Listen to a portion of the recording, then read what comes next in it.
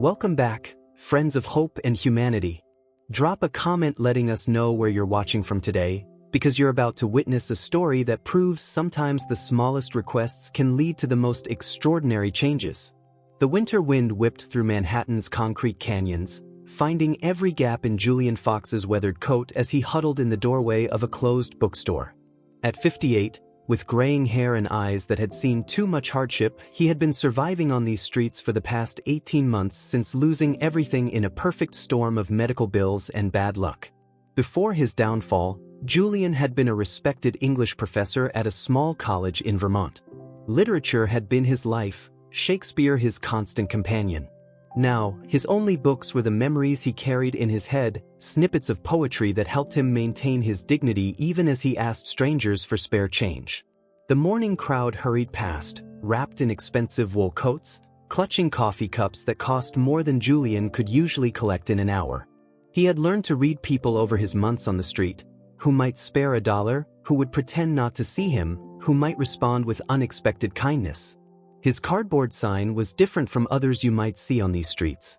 Written in careful handwriting that hinted at his former life, it read, "Shakespeare said kindness is twice blessed. Would you share a blessing today?"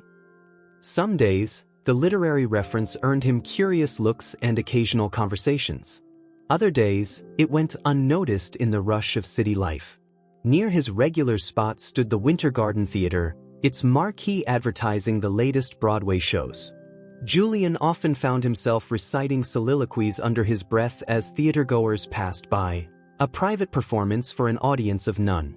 The theater crowd was usually more generous, perhaps more attuned to the human stories playing out on the city streets.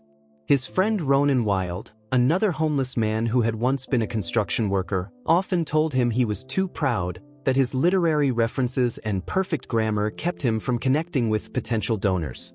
But Julian wouldn't let go of who he had been. It was all he had left. That morning had started like any other. The breakfast program at St. Michael's Church had served its usual fare, and Father Finian Cole had asked about his well-being with genuine concern. The priest was one of the few people who still saw Julian as more than just another homeless statistic. The early December air carried hints of approaching snow as Julian made his way to his usual spot. He had learned to read the weather like a sailor reads the sea. His survival depended on it. Today's clouds promised precipitation by evening, which meant he would need to secure a spot at the shelter early. His worn leather messenger bag, a remnant from his teaching days, contained his most precious possessions, a dog-eared copy of King Lear that had survived his descent into homelessness, a small notebook where he still wrote daily observations, and the creased photograph of his late wife, Eden, whose medical bills had been the beginning of his financial collapse. The morning passed slowly. A kind barista from the coffee shop around the corner, Holly Lane, had brought him a cup of hot coffee and a muffin, small gestures of humanity that meant more than the items themselves. She was one of the few people who took the time to actually talk with him, sometimes asking about the Shakespeare quotes he used on his signs. Around noon, the theater district began to stir with matinee crowds. Julian watched as well-dressed patrons emerged from taxis and town cars, their conversations floating on the cold air. He had once been among them, taking his students to performances, leading discussions about the transformative power of theater. A black SUV pulled up to the curb, and something about it caught Julian's attention.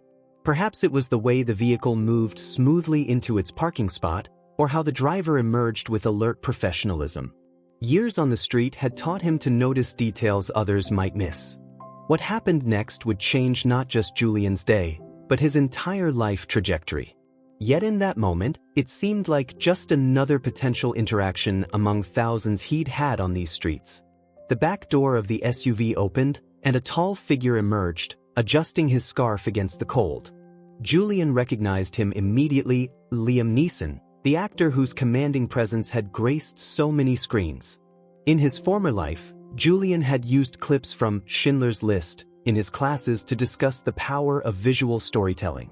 Now, he was just another homeless man watching a celebrity from a doorway. But something made Julian break his usual routine. Perhaps it was the way Neeson moved, unhurried, observant, different from the usual rushed theater crowd. Or maybe it was the memory of how the actor had handled his own tragedy, losing his wife Natasha Richardson years ago. Julian had followed that story, finding a strange kinship in their shared loss. Looking at his empty coffee cup, Julian made a decision. He would ask for $1, not with his usual sign, but with a direct request. It wasn't about the money, not really. It was about making a human connection, however brief, with someone who might understand loss and resilience. As Neeson walked past, Julian gathered his courage and his dignity. His voice, when it came, carried the educated tones of his former profession. "Excuse me, sir. Could you spare $1?" The words were simple, but they carried the weight of 18 months of silent struggles. The actor paused, and in that moment, the usual flow of street life seemed to hesitate with him. What happened next would prove that sometimes the simplest requests can open doors to extraordinary possibilities, and that dignity can survive even the harshest circumstances.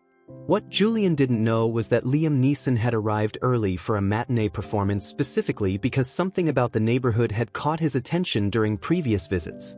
The actor, known for his keen observational skills, had noticed the changing face of homelessness in the theater district, the increasing number of people who, like Julian, seemed to have fallen from professional lives into desperate circumstances. The winter wind continued its dance through the concrete canyons of Manhattan, but for a moment, in that doorway, two men from very different worlds were about to share an encounter that would remind everyone that humanity's greatest performances often happen far from any stage. As Neeson turned toward the voice that had addressed him, Julian straightened slightly, maintaining the posture of someone who remembered what it was like to stand before a classroom. The next few moments would prove that sometimes the most powerful scenes in life aren't written in any script. The moment stretched between them like a scene from one of Neeson's films, the busy New York street fading into background noise. The actor's blue eyes, sharp and observant, took in Julian's carefully maintained appearance, the worn but clean clothes, the messenger bag that spoke of a different life, the straight posture that defied his circumstances. $1? Neeson's distinctive voice carried that familiar Irish lilt, but there was something else in his tone, curiosity, perhaps, or recognition of something that went beyond the usual street encounter. He stepped closer to Julian's doorway, moving out of the flow of pedestrian traffic. Julian's hand, slightly trembling from the cold, still held the empty coffee cup from Holly's morning kindness. But it was his eyes that caught Neeson's attention, clear, intelligent, and carrying a dignity that circumstances hadn't managed to break. "Yes, sir," Julian replied, his professor's diction unconsciously emerging. "Though I'd be equally grateful for a moment of conversation. The streets can be quite lonely for someone used to discussing Shakespeare." The words slipped out before he could stop them, a glimpse of his former self breaking through the careful facade he usually maintained. Neeson's expression shifted subtly. In his countless roles, he had portrayed men who could read situations instantly, who could sense the stories behind appearances. Now, that skill wasn't part of a script, it was genuine interest in the man before him. "Shakespeare, is it?" Neeson glanced at the cardboard sign propped against the wall, noting the careful handwriting. "I did some theater in my early days. Macbeth was always a favorite, though they say we're not supposed to name it in the theater." Julian's face lit up with the first real smile he'd shown in days. "Ah, the Scottish play. Life's but a walking shadow, a poor player that struts and frets his hour upon the stage. Rather fitting for these streets, wouldn't you say?" The actor's security detail, led by the observant Archer Hayes, had moved to create a subtle barrier between their conversation and the passing crowd. But Neeson seemed in no hurry to end the exchange. Instead, he shifted his position to fully face Julian, his back to the theater marquee. "You know your Shakespeare well," Neeson observed. "Though I suspect that's not surprising. There's more to your story than meets the eye, isn't there?" It wasn't really a question, more an invitation to share. Julian hesitated. Months of street survival had taught him caution, but something about this moment felt different. "I used to teach English literature," he said finally, "before medical bills and bad luck turned my life into something more suited to Dickens than Shakespeare." Neeson's eyes flickered with understanding. He had known his own share of loss, his own experience with how quickly life could change. "Would you join me for coffee?" he asked, gesturing to the upscale cafe across the street. "I have some time before the matinee, and I'd like to hear more." The invitation was so unexpected that Julian almost declined out of instinct. Pride and self-preservation had become close companions during his months on the street. But Father Finian's voice echoed in his memory. "Sometimes, Julian, help comes in unexpected forms. The trick is being brave enough to accept it." As they crossed the street, Julian was acutely aware of the stares from other pedestrians. Archer Hayes had smoothly adjusted his position to walk slightly behind them, professional but unobtrusive. The cafe's door chimed as they entered, the warm air carrying the rich scent of coffee and freshly baked pastries. The barista, a young woman named Iris Vaughn, managed to hide her surprise at seeing a homeless man enter with Liam Neeson. Her professional smile never wavered as she took their orders, a simple black coffee for Julian, who still couldn't quite believe this was happening. They settled at a corner table, slightly removed from the other customers. Julian's messenger bag, with its precious cargo of memories and survival necessities, rested carefully beside his chair. The steam from his coffee cup rose between them like a tender offering. "Tell me," Neeson said, his voice pitched for privacy, "what brought you from teaching Shakespeare to quoting him on these streets?" There was no judgment in his tone, only genuine interest and a hint of something deeper, recognition, perhaps, of how fragile the line between stability and chaos could be. Julian wrapped his cold fingers around the warm cup, gathering both heat and courage. "My wife, Eden," he began softly. "She was diagnosed with an aggressive form of cancer. Our insurance covered some of it, but the experimental treatments..." He paused, gathering himself. "We had some savings, but it wasn't enough. I took loans, mortgaged everything. She still died." Neeson's face showed understanding that went beyond sympathy. He had walked his own path of loss, faced his own moments of helplessness against fate. "And the college?" he asked gently. "I tried to keep teaching, but grief and mounting debt." Julian shook his head. "I missed too many classes, couldn't focus. They were kind about it, but eventually I had to resign. Then the bank foreclosed on the house, and suddenly all those safety nets I'd taken for granted just vanished." Around them, the cafe hummed with its usual morning activity. Other customers sneaked glances at their table, phones discreetly capturing photos of the unlikely pair. But in their corner, a deeper conversation was unfolding. "The first few nights on the street," Julian continued, his voice steady despite the weight of the memories, "I would recite Shakespeare to myself. Entire plays, sometimes. It helped me remember who I was, who I am, beneath these circumstances." Neeson nodded slowly, his coffee untouched. "You know, in my career, I've played many roles.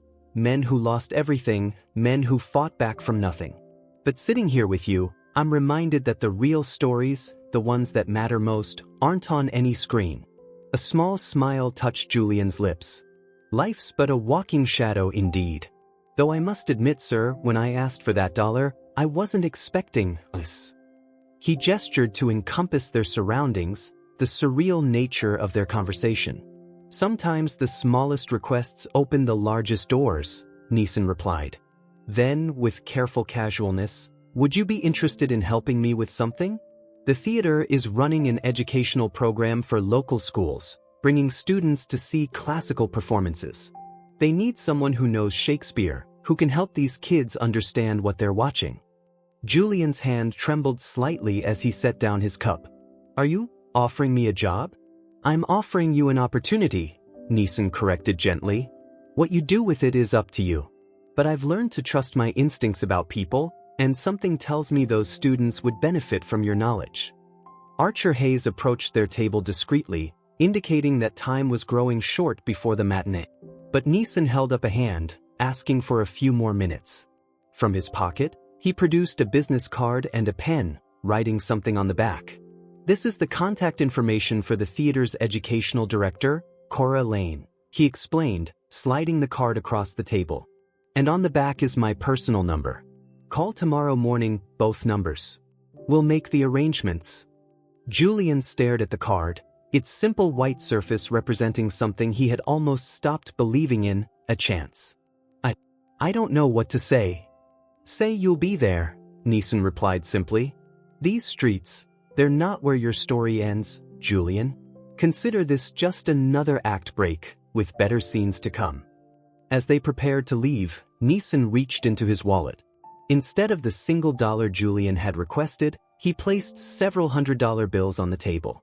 For immediate needs, he said, forestalling any objection. The Real help starts tomorrow, but tonight, get a hotel room. Get a proper rest.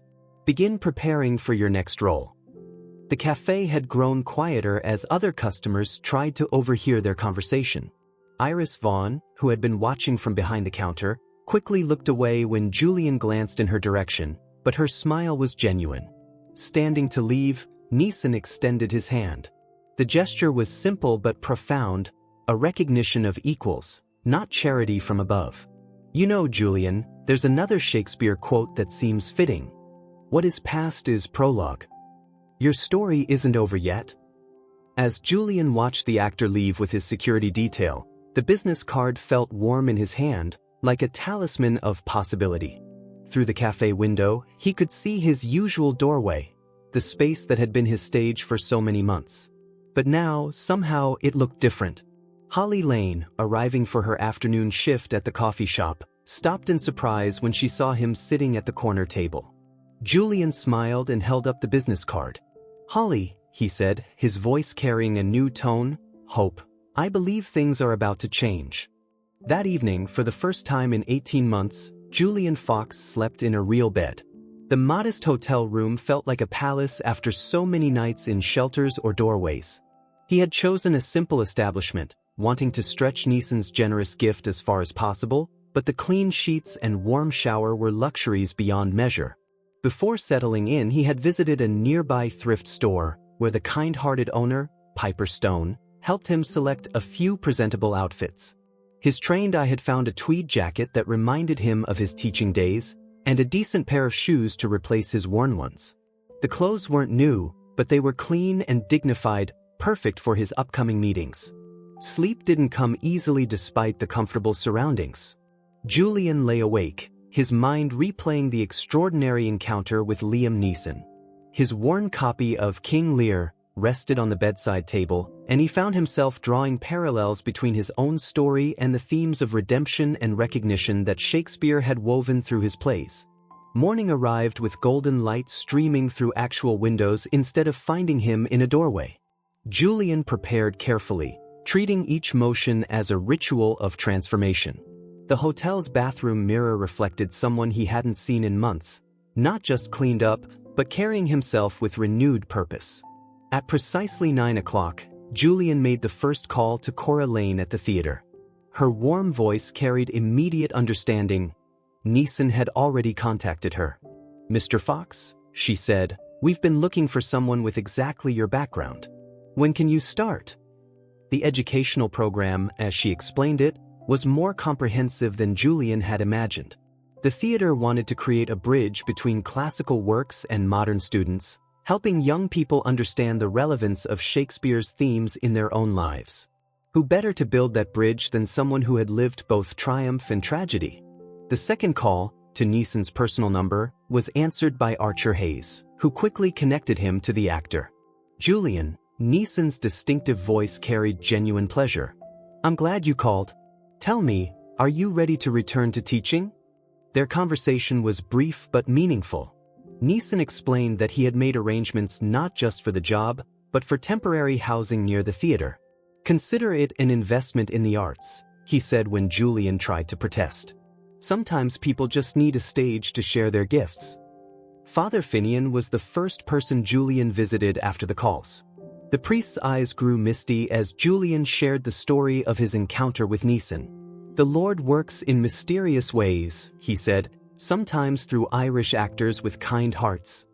The next few days passed in a whirlwind of preparation. The theater staff, led by Cora Lane, helped Julian settle into a small but comfortable apartment provided as part of his compensation package. The space was modest, but to Julian, it felt like a return to civilization, a place where he could rebuild his life. Holly Lane and the other baristas from his old coffee shop corner celebrated his good fortune by gifting him a new messenger bag, complete with supplies for his teaching work. The gesture brought tears to his eyes, these small kindnesses meaning as much as Neeson's grander intervention. Ronan Wilde, his friend from the streets, was both happy for him and skeptical. "Just don't forget about us little people when you're up there with the theater crowd," he joked, but there was real concern behind his words. Julian promised to stay connected, to help others as he had been helped.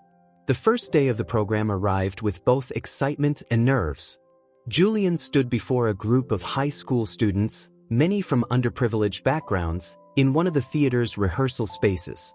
His tweed jacket felt like armor, his old professor's persona settling back around him like a comfortable role. "Shakespeare," he began, "wrote about kings and princes, but his true subjects were the struggles we all face: love, loss, ambition, redemption." He paused, making eye contact with the students. "I know something about those struggles, and I'm here to show you how these ancient words still speak to our modern lives." The students, initially resistant to the idea of studying classical theater, found themselves drawn in by Julian's unique perspective. He didn't just teach the plays, he showed how their themes played out in real life, sometimes using his own experiences as examples. Uma Cole, a particularly bright student from a struggling neighborhood, stayed after one session to talk about King Lear and its themes of homelessness and recognition. "Did you ever feel like Lear?" she asked. "Lost everything but still knowing who you were inside?" The question touched Julian deeply. "Every day," he answered honestly. "But like Lear, I learned that sometimes we find our truest selves when we lose everything else." The conversation sparked an idea for a special project, having the students explore homelessness through Shakespeare's lens. Cora Lane embraced the concept enthusiastically. The theater's outreach program began incorporating visits to shelters, where students could perform scenes that spoke to themes of dignity, struggle, and redemption. The project started attracting attention from other theaters and educational programs. 1 month into his new role, Julian received an unexpected visit from Liam Neeson. The actor had returned to New York for another performance and wanted to see how his investment in Julian's future was playing out. He arrived quietly during a class session, standing at the back of the room as Julian guided students through a scene from The Tempest. "There's something powerful about watching someone reclaim their purpose," Neeson commented afterward. "You're not just teaching Shakespeare, you're showing these kids that life's storms don't have to be the end of the story." The program's success led to expansion plans. Other theaters began reaching out, interested in replicating the model. Julian found himself not just teaching, but helping design curriculum that combined classical literature with real-world understanding and compassion. His new apartment slowly transformed into a home. Books began filling the shelves, gifts from colleagues, donations from supporters, carefully chosen purchases from his modest salary. The photo of Eden took pride of place on his desk, her smile now bringing more comfort than pain.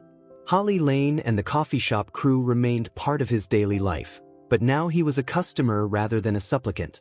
They loved hearing about his students' progress, and he made sure to keep his old spot in their hearts even as his circumstances changed. The theater district took on new meaning for Julian. Where once he had huddled in doorways, he now walked with purpose, nodding to the ushers and stagehands who had become colleagues. The marquee lights no longer mocked him with their brightness but reminded him of the power of transformation. Ronan Wilde's skepticism turned to hope as he watched his friend's revival. Julian made sure to stay connected to the homeless community, organizing regular Shakespeare readings at the shelter and working with Father Finian to help others find their paths forward. Uma Cole's question about King Lear led to a special performance where students presented scenes about homelessness and dignity, with proceeds benefiting local shelters. The event drew attention from local media, spreading the impact of Julian's program beyond the theater's walls. Cora Lane noticed that Julian's teaching style had evolved, incorporating both his academic knowledge and his street experiences. "You're not just teaching them about Shakespeare," she observed. "You're teaching them about life." The transformation wasn't just external. Julian found himself sleeping better, standing straighter, laughing more easily. The weight of those 18 months on the street didn't disappear, but it changed from a burden to wisdom he could share. During a particularly moving class discussion about The Merchant of Venice and the nature of mercy, Julian caught sight of his reflection in the theater's windows. The man looking back at him was neither the crushed homeless person nor the past professor, but someone new, someone who had learned to combine both experiences into something meaningful. His students began bringing him stories of how they were applying Shakespeare's lessons to their own lives. Uma Cole, especially, found parallels between Cordelia's honest love in King Lear and her own family struggles. The discussions went far beyond literary analysis into real understanding. The theater's educational director started receiving letters from parents and teachers describing how the program was affecting their children. Students who had never connected with classical literature were suddenly finding relevance in centuries-old words. One evening, after a particularly successful class, Julian walked through the theater district, retracing his old paths with new eyes. The doorway where he had met Neeson still stood, now marked in his mind as the place where his story had turned toward redemption. Father Finian, seeing Julian's success, began referring other homeless individuals with professional backgrounds to the theater's growing outreach program. The initiative expanded to include not just teaching opportunities but various positions where people could rebuild their lives while contributing their skills. The simple dollar that Julian had requested that winter morning had multiplied into something far more valuable, not just in financial terms, but in the ripple effects of renewed purpose and dignity. His story began inspiring others to look differently at the homeless people they passed each day. Piper Stone, who had helped him find his first new clothes, now worked with the theater to provide wardrobe assistance for others transitioning from homelessness to employment. The thrift store became another thread in the growing web of community support. As spring approached, bringing warmer winds to Manhattan's concrete canyons, Julian organized a special Shakespeare festival focusing on themes of transformation and redemption. The event brought together his students, theater professionals, and members of the homeless community in a celebration of both classical art and human resilience. The festival's highlight was a scene from The Winter's Tale, the moment when the statue comes to life, representing rebirth and second chances. Julian watched from the wings as Uma Cole delivered Hermione's lines with deep understanding, knowing that sometimes the most powerful transformations come after the coldest winters. 1 year after the day Julian Fox had asked Liam Neeson for $1, the Winter Garden Theater was hosting a special anniversary performance. The lobby bustled with an unusual mix of guests, students in their best clothes, theater professionals, social workers, and most notably, a group of currently and formerly homeless individuals who had been touched by the program Julian had helped create.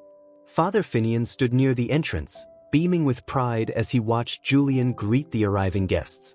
The former professor, now the theater's director of community education, wore a new tweed jacket, a gift from his students to replace the thrift store find he'd worn on his first day of teaching. Ronan Wilde, cleaned up but still maintaining his gruff demeanor, helped usher people to their seats. He had been one of the first to join the theater's expanded outreach program, discovering a talent for stage management that surprised everyone, including himself. The event wasn't just a celebration of Julian's journey. It was the launch of The Shakespeare Connection, a nationwide initiative to use classical theater as a tool for community transformation. What had started as one man's chance encounter with an actor had grown into something that was changing lives across the country. Holly Lane and her coffee shop colleagues had catered the pre-show reception, their small business having grown alongside Julian's program. The shop had become a regular meeting place for students and program participants, a place where literature and life lessons were discussed over steaming cups of coffee. Uma Cole, now a senior and planning to study theater education in college, stood at the podium to introduce the evening's performance. "A year ago," she began, "I asked my teacher if he ever felt like King Lear. Tonight, we're all going to show you what we learned from his answer." The performance was unique, a series of Shakespeare scenes interwoven with real stories from the streets, performed by a mix of students and individuals who had experienced homelessness. Each scene illuminated how the bard's insights into human nature remained relevant centuries later. In the audience, Liam Neeson sat quietly, having flown in specially for the event. Next to him, Archer Hayes watched the performance with newfound appreciation for the power of small gestures to create large changes. Neither man drew attention to themselves. This night belonged to those on stage. Cora Lane had helped Julian develop the script, weaving classical text with contemporary experience. The result was powerful. Lear's mad scene performed by someone who had actually slept on streets, Portia's mercy speech delivered by a former judge who had lost everything to addiction before finding his way back through the program. Between scenes, Julian students presented research they had conducted on homelessness in America, challenging stereotypes and highlighting the often invisible paths that could lead from stability to crisis. Their work had already influenced local policy discussions about housing and support services. Piper Stone's thrift store had evolved into a full-fledged clothing bank, helping program participants prepare for job interviews and performances. She sat in the audience wearing a proud smile, surrounded by racks of donated costumes that would help tell more stories of transformation. The performance reached its emotional peak with a scene Julian himself performed, Prospero's famous speech about retiring his magic. As he spoke the lines about breaking his staff and drowning his books, the audience understood he was also talking about letting go of past pain while keeping the wisdom it had brought. During intermission, Father Finian overheard two theater benefactors discussing funding for program expansion. What had started as one actor's act of kindness had grown into a movement, attracting support from across the artistic and philanthropic communities.